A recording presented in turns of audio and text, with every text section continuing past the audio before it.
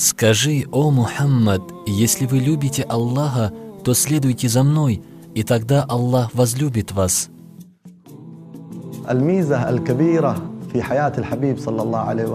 Самая большая отличительная черта пророка, саллиллаху алейхи вассаляма, особенность, которая выделяет пророка, саллиллаху алейхи вассаляма, от остальных в этом мире и в загробном, это его имя Мухаммад и Ахмад, обладатель похвального достоинства, носитель знамени хвалы, самый восхваляющий Аллаха из людей. Он тот, девизом всей жизни которого были слова «Разве я не буду благодарным рабом?».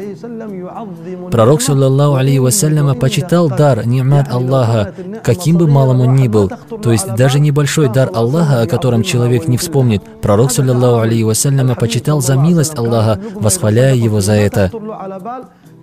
Таково было отношение пророка, саллиллаху алейхи вассаляма, к милости Аллаха. Когда кусок хлеба падал на землю, пророк, саллиллаху алейхи вассаляма, его поднимал, очищал и кушал. Он облизывал свои пальцы, не оставляя даже маленьких крошек на них, говоря при этом: «Вы не знаете, в какой именно еде для вас благодать». Пророк, саллиллаху алейхи вассаляма, знал цену божественному дару. Первые слова в книге Аллаха – это слова «Бисмилляхир рахманир рахим» – «Хвала Аллаху, Господу миров». Первое, что мы изучаем из его книги, в открывающей и самой великой суре Корана – это хвала. В раю есть особый дом, который называется «Дом хвалы». Дом предназначен для людей, которые знают цену милости Аллаха и живут, постоянно почитая дар Аллаха. Одним из больших пророческих уроков для нас является желание пророка, саллиллаху алейхи вассаляма, и жизни нашей полной размышлений о дарах Аллаха. Пророк, саллиллаху алейхи вассаляма, сказал: «Тот, кто не благодарен за малое, не благодарен и за многое».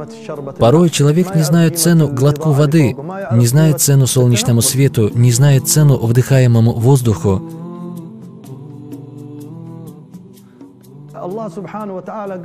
Аллах сказал: «Возвещай о милости своего Господа».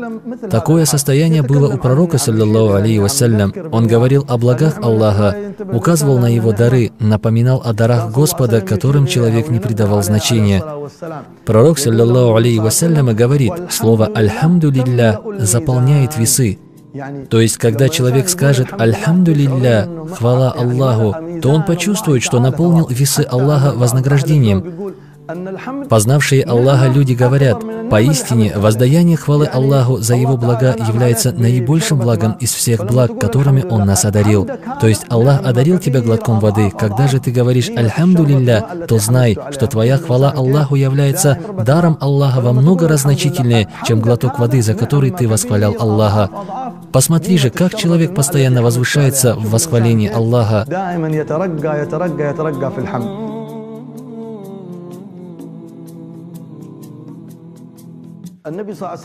Когда к пророку, саллиллаху алейхи вассаляма, пришел человек в растрепанном, ненадлежащем виде, пророк, саллиллаху алейхи вассалям, спросил его: «У тебя нет денег?» На что тот ответил: «О посланник Аллаха, у меня много денег, у меня есть верблюды, коровы, овцы». Тогда пророк, саллиллаху алейхи вассаляма, сказал: «Воистину, Аллах любит видеть проявление своих даров на своем рабе». Наш Господь оказал тебе почет, наш Господь любит видеть тот дар, которым Он одарил тебя. Так расскажи о благах Аллаха, показывая дары, которыми наделил тебя Аллах. А вот так пророк, саллиллаху алейхи вассаляма, побуждал умму жить с благами, жить с чувством благодарности к Всевышнему.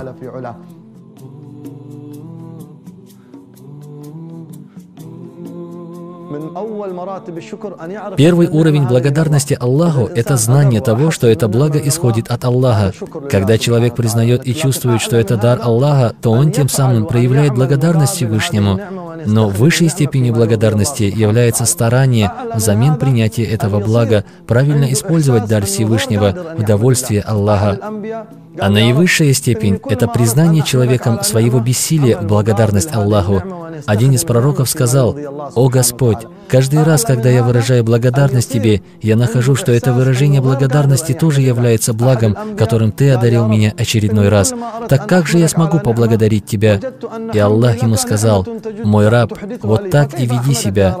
То есть знай и чувствуй, что ты никогда не сможешь полноценно отблагодарить меня, не сможешь исполнить этот долг».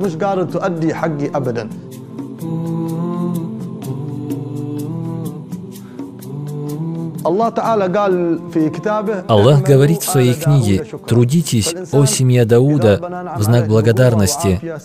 Когда Аллах одаряет человека силой или здоровьем, то этот человек должен помогать тем, кто лишен этого. Когда Аллах одаряет тебя состоянием, ты должен тратить его на нуждающихся ради Аллаха. Когда Аллах одаряет тебя знанием, передавай знания незнающим и нуждающимся в знаниях. То есть каждым благом, дарованным Аллахом, человек должен жертвовать. Ведь когда человек щедро обходится с благами Аллаха и воздает хвалу своим языком, его сердце убежденно в том, что это от Аллаха, и Всевышний сохранит это благо от пропадания. Также благодарность умножает благо. Если вы будете благодарны за дары, то я непременно приумножу их. Пророк, саллаллаху алейхи вассаляма, получая радостную весть о победе мусульман или что какое-то племя или сила приняло ислам, падал на суджда, независимо от времени и местоположения. Это поклон, который называется садждату шукр. Он имеет очень и очень красивый вкус. А кто из нас сегодня, когда ему сообщат о рождении ребенка, упадет на суджда, независимо от места и времени, и, как говорят, даже независимо от омовения и направления к кибле?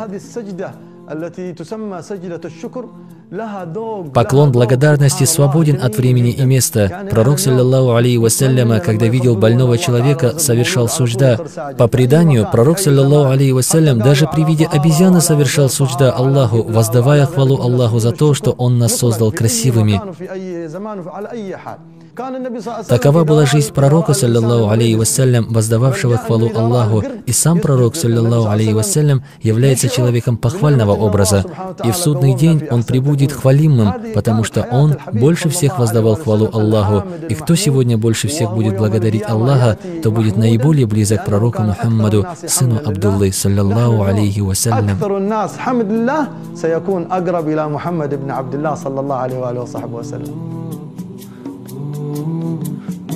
Скажи: «О Мухаммад, если вы любите Аллаха, то следуйте за мной, и тогда Аллах возлюбит вас».